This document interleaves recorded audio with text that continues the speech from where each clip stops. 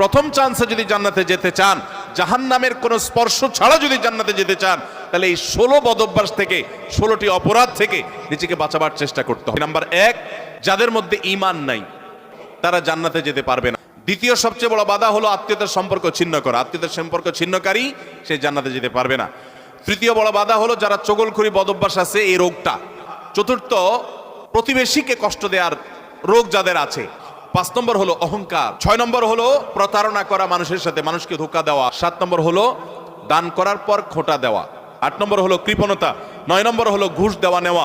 10 নম্বর হলো মা বাবার নাফরমানি করা, মা বাবার অবাধ্য হওয়া, মা বাবার অসম্মান করা। 11 নম্বর হলো মাদক আসক্ত হওয়া। 12 নম্বর হলো হারাম উপার্জন দ্বারা, হারাম খাদ্য দ্বারা, পানীয় দ্বারা শরীর গঠন করা। আর 13 নম্বর হলো রূঢ় স্বভাবের হওয়া।